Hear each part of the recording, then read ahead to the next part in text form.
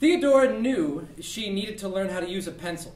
She stepped into the women's washroom and steadied her hair in the mirror. Ugh, really? Today?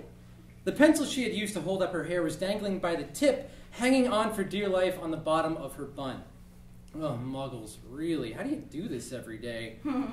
From outside the washroom, she heard a casual stride of footsteps saunter by. The feet dragged a bit, which was to be expected. If she had been labeled a lifer at this place, she probably would have dragged her feet as well. Theodora wasn't used to a job this strict. She wasn't used to living in a muggle's world. More than anything, though, she wasn't used to using a pencil to hold up her hair. She had gone for the disheveled, just gotten out of bed look in the past, but without the convenience of a holding spell, her locks looked as slovenly as a glumbumble. Add that to the required wardrobe of an unbecoming black skirt comboed with a green shirt and an ID tag that said Theo, and you had one pissed-off wizard. The combination of ingredients assembled a spell so strong it rivaled the Cruciatus curse for severity of pain. A knock at the door. Theo, are you in there?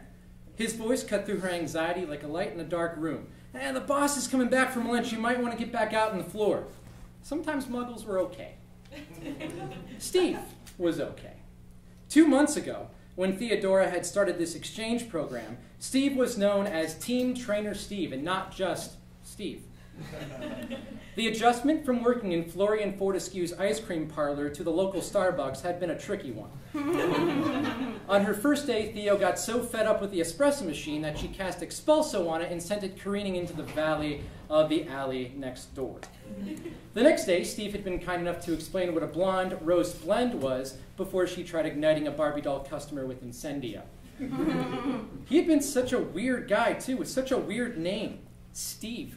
Why couldn't it be something normal like Lucius, Daedalus, Godric, even Mundungus? Muggles, am I right?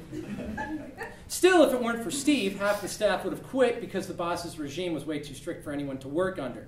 Steve had patience, something the boss lacked.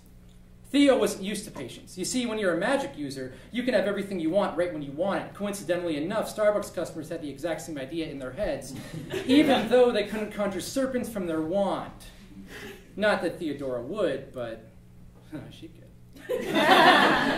Over-caffeinated customers inspired such thoughts with her ramblings in the head.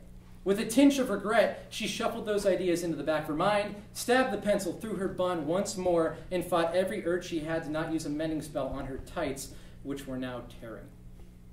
Looking out onto the sales floor of the Starbucks was like glancing into an abyss of unutilized potential. She was almost, most definitely going to graduate the top of her class at Hogwarts, proving that a Ravenclaw, yeah, a Ravenclaw, could produce a student that could get an O on every one of her exams. I like Ravenclaw, okay. She hated to infinity that her talents would be spent slinging coffee until the program's time expired.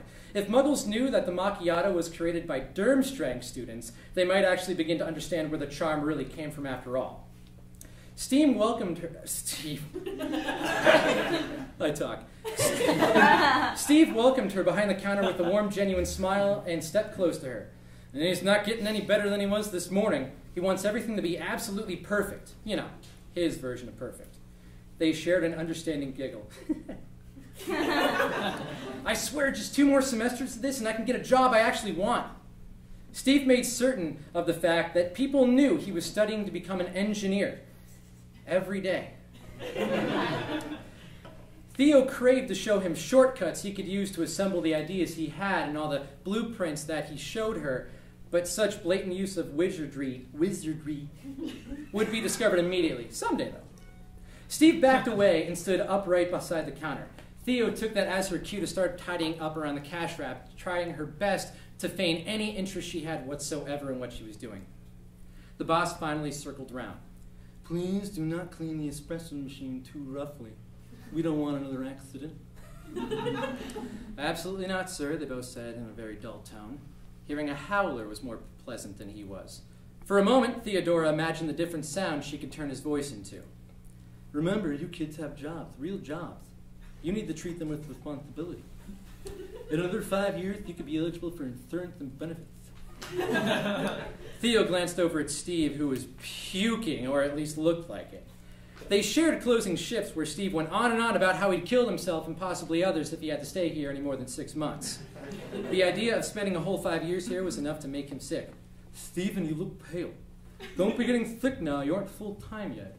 Trainers don't get sick days. Only the good workers get promoted to full-time. You need to assert yourself more. Theo's blood boiled. You didn't need a revealer to see that Steve had more fortitude and competence than anyone else in this location. Then, before her mind could register that she was even saying the words, Petrificus totalis left her lips. It happened in slow motion, really. The boss's body got all stiff, he looked straight, he fell to the floor, and Steve's face went from pale and depressed into a look of utter amazement and happiness. The words, "oh shit," left Theo's mouth, and she said, "Man, Muggle swears are weird." Theo and Steve stood slack-jawed at each other. She knew what had happened, but she could hear the gears turning in Steve's head. Muggles just don't get magic. He's going to be okay, she said. What just happened? I cursed him, she repeated. And she winced because the word curse isn't something you want to throw around Muggles. They don't know magic. Cursed him? No, it's okay. He'll be fine. He can still breathe. Well, can he hear us? I've never been cursed before. I don't know. Wait, are you magic? Well, I'm not magic. Magic is actually a study of something. Are you a witch? Yes, I'm a witch. Steve, I'm really sorry. Oh no, this is awesome. Theodora squinted at him. She cursed her boss and now she was totally awesome? The next word she uttered would have to be chosen very carefully. It had to be subtle, precise, clear. Holy shit, I never did that before, Steve. Steve, how would you like to learn some shortcuts for your work? And they walked out. The end.